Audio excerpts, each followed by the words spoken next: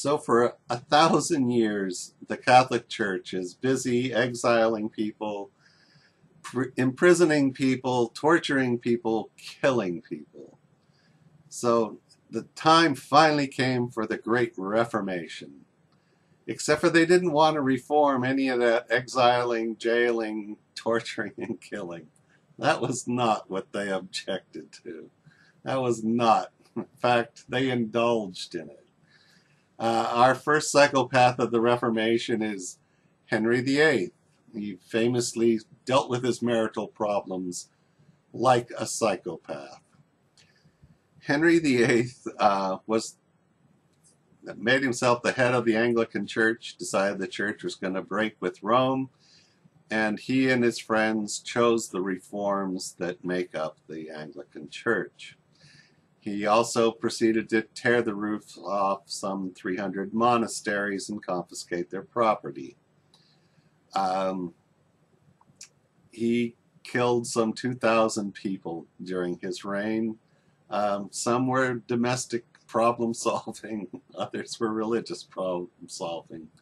He was a psychopath. That's how they solve problems.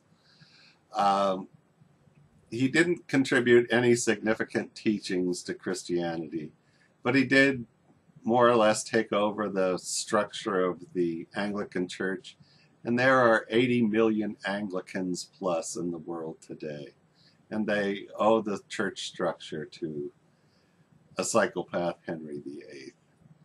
The next big psychopath is Martin Luther.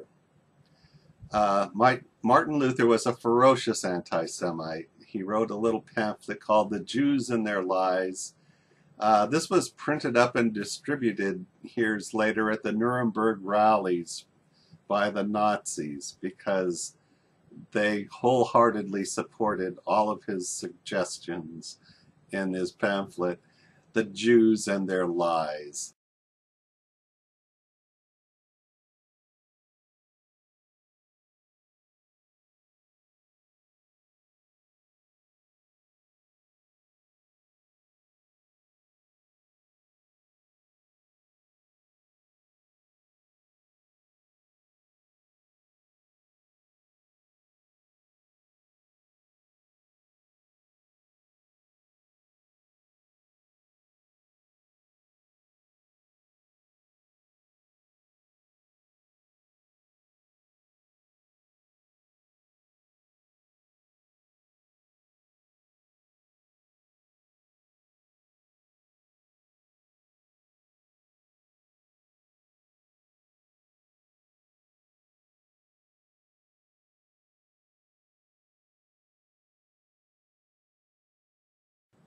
And supposedly he was all outraged at the Catholic Church's selling of indulgences.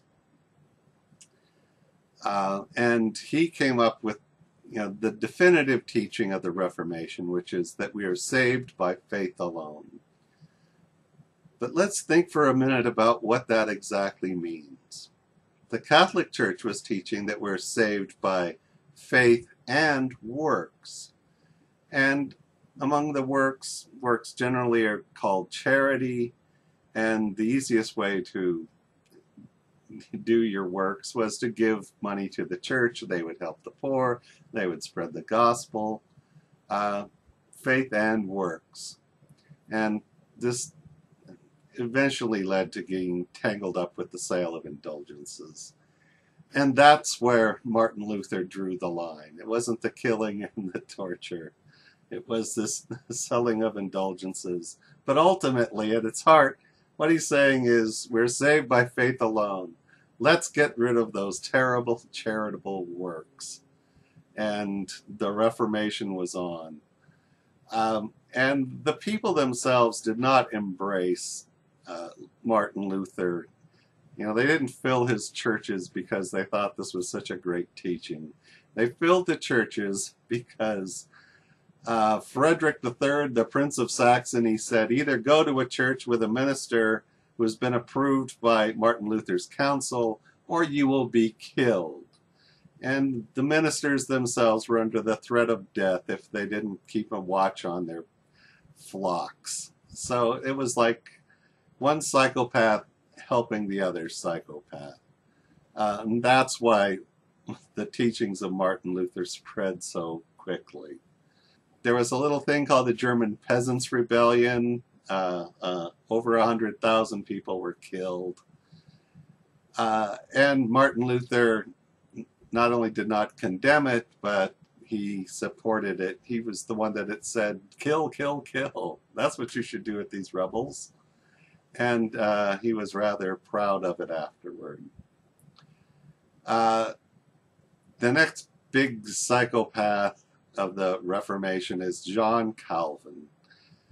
After 9/11, the clergy, there was a lot of clergy who said, oh, this is God punishing us because of the feminists and this and that and homosexuals, blah, blah, blah. This is pure Calvinism. Calvin taught that every nation was Israel, and if it was a good nation, it would prosper, and if it was a bad nation, God would smite it. And so 9/11 was a smiting, and so therefore the hand of God was in it, and therefore blah, blah, blah, every nation Israel. And this carries on to people.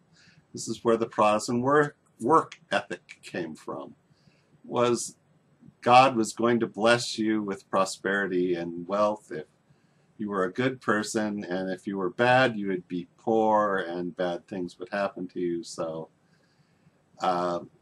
people started working really hard because they wanted to appear as good people. Otherwise, they'd be branded as secret sinners somehow.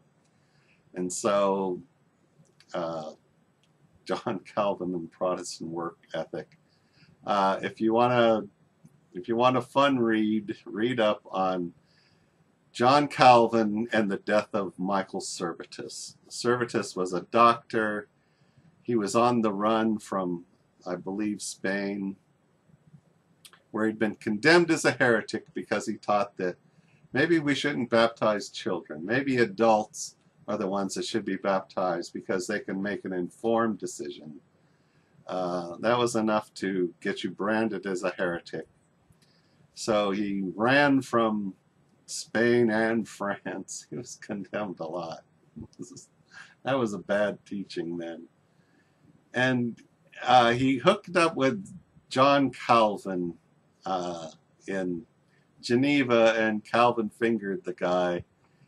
And so for that crime of teaching on baptism, but also on his teaching on the Trinity. Now the thing with that is he wasn't an anti-Trinitarian. He just wasn't exactly a Trinitarian like Calvin wanted to teach the Trinity.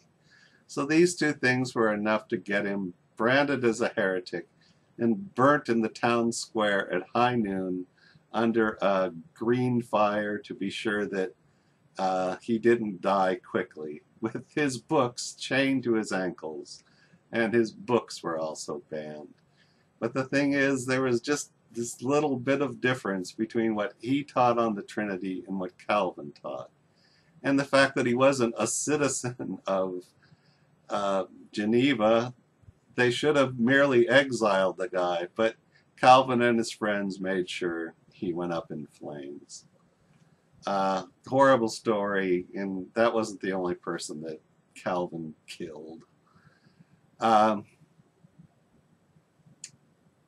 So those are our first 6 psychopaths of Christianity and their major teachings. And I'll recommend a book, Will the Theologians Please Sit Down by David Burkhoff. This covers quotations from a lot of different people, especially all 6 of our